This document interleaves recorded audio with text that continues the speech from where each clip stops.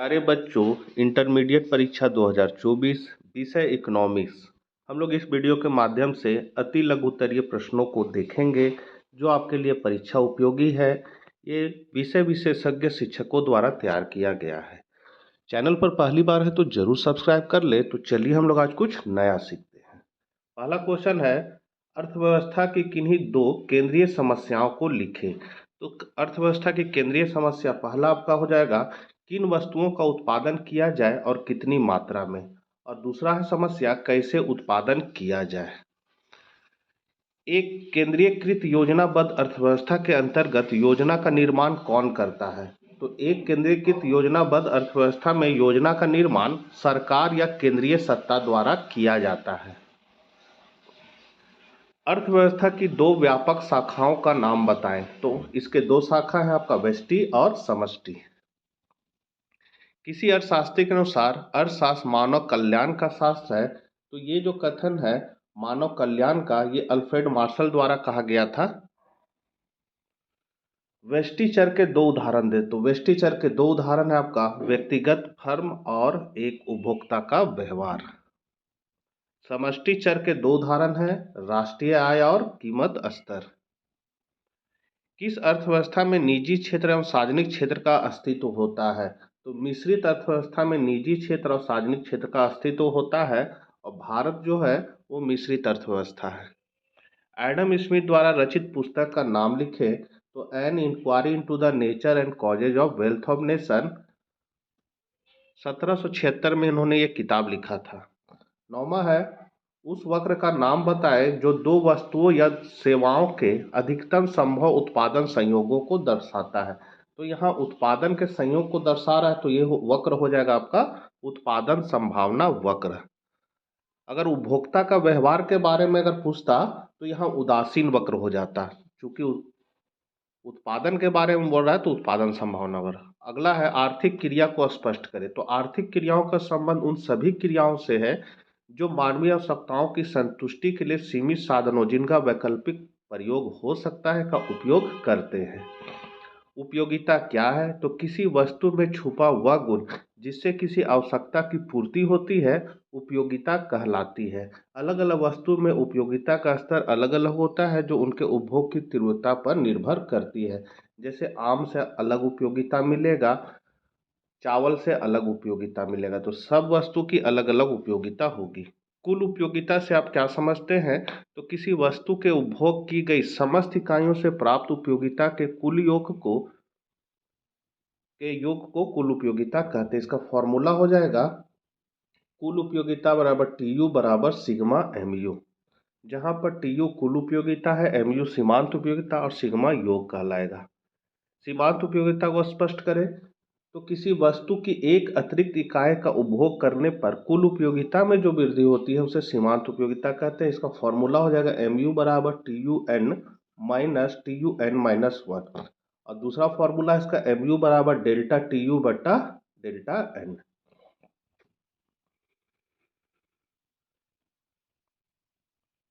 उपयोगिता की गणनावाचक विश्लेषण के प्रतिपादक कौन है। तो गणनावाचक के प्रतिपादक आपका अल्फ्रेड मार्शल है, और यही यदि क्रमवाचक उपयोगिता विश्लेषण रहता तब वहां हिक्स हो जाता।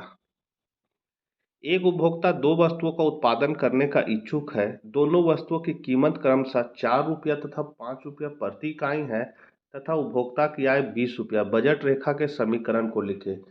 तो यहाँ 4 और 5 है, तो दो वस्तु है, कौन, x वस्तु और y वस्तु। तो हम लोग लिखेंगे 4x प्लस 5y बराबर 20। मांग क्या है। तो प्रभावपूर्ण इच्छा को मांग कहते हैं, अर्थात किसी वस्तु की मांग तब होती है जब उपभोक्ता को उस वस्तु को पाने की इच्छा हो, इच्छा को पूरा करने की योग्यता या साधन हो तथा साधन को व्यय करने की तत्परता हो। मांग का फलन क्या है। तो मांग का फलन किसी वस्तु की मांगी गई मात्रा तथा उसके विभिन्न निर्धारक तत्वों के बीच के फलनात्मक संबंध को व्यक्त करता है, अर्थात किसी वस्तु की मांग को प्रभावित करने वाले तत्व को व्यक्त करता है। तो यहाँ dx मतलब मांग हो गया x वस्तु का, f मतलब फलन हो गया px1 p0 yg। ये अपने से भी कुछ भी लिख सकते हैं और यहाँ मतलब लेकिन आपको बता देना है। जैसे dx क्या है, तो x वस्तु की मांगी गई मात्रा है, Px जो है x वस्तु की प्रति इकाई कीमत है, P0 जो है अन्य वस्तु कीमत है, Y है उपभोक्ता की आय, G सरकारी नीति, PEXP मतलब एक्सपेंडिचर मतलब हो गया भविष्य में कीमत संबंधी आशा, और PN जो है वो जनसंख्या को बताएगा। समान वस्तु से आप क्या समझते हो? तो जब उपभोक्ता की आय में वृद्धि होने पर वस्तु की मांग में वृद्धि होती है एवं उपभोक्ता की आय में कमी से वस्तु की मांग में कमी होती है तो ऐसी वस्तुएं समान वस्तु कहलाती। इस प्रकार यदि वस्तु समान हो तो उपभोक्ता की आय एवं वस्तु की मांग के बीच धनात्मक संबंध पाया जाता है। उदाहरण चावल, गेहूं आदि। 19 है घटिया या निम्न कोटि की वस्तु को परिभाषित करें। तो जब उपभोक्ता की आय, यहाँ आय हो जाएगा, जब उपभोक्ता की आय में वृद्धि होने पर वस्तु की मांग में कमी होती है तथा उपभोक्ता की आय में कमी होने पर वस्तु की मांग में वृद्धि होती है तो ऐसी वस्तु को घटिया वस्तु कहते हैं। उदाहरण मोटा कपड़ा, मोटा अनाज आदि। इसको गिफेन गुड्स भी बोला जाता है।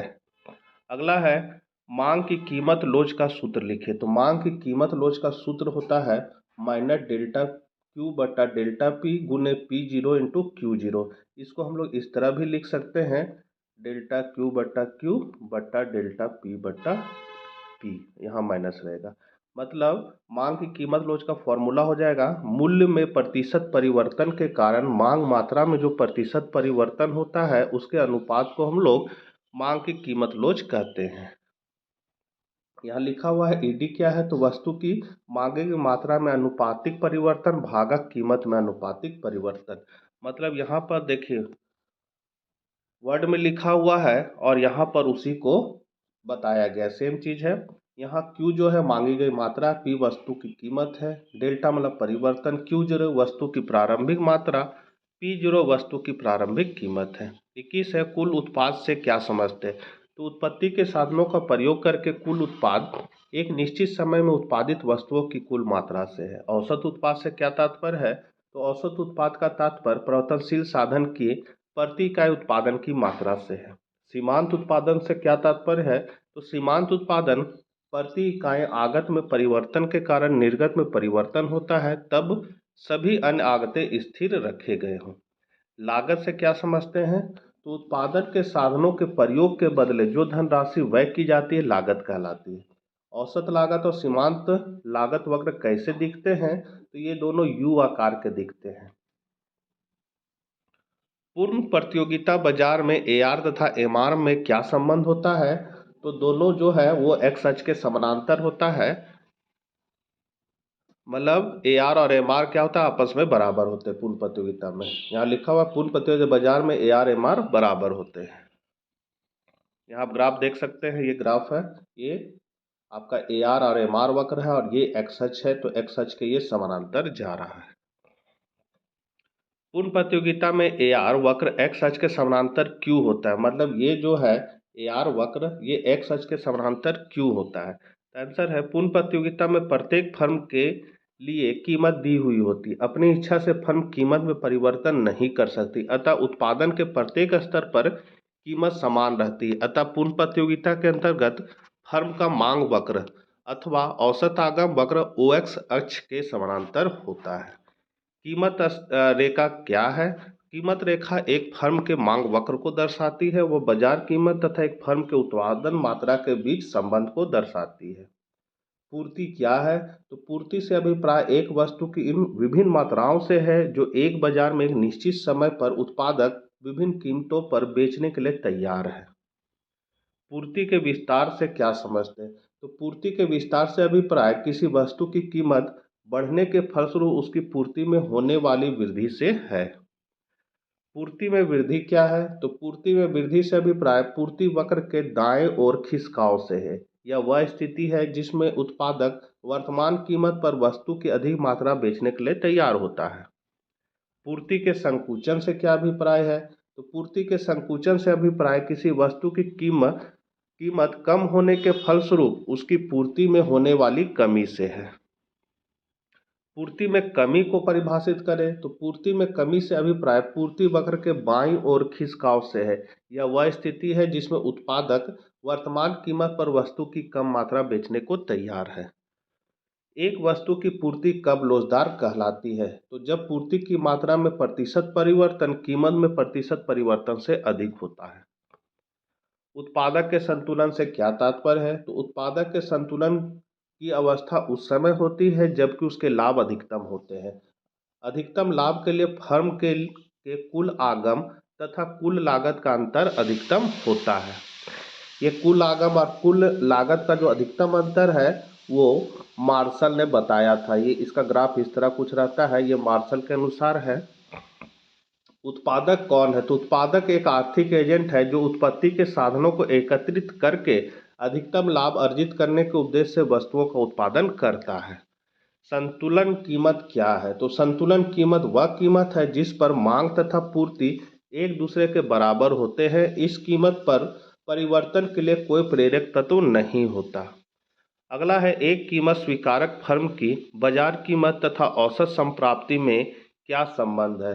तो एक कीमत स्वीकारक फर्म की औसत संप्राप्ति मतलब ए आर हो जाएगा, बाजार कीमत मतलब पी हो जाएगा के बराबर होती है, मतलब ए आर बराबर पी होती है जहां कीमत स्वीकारक फर्म हो, अर्थात ये पूर्ण प्रतियोगिता बाजार है।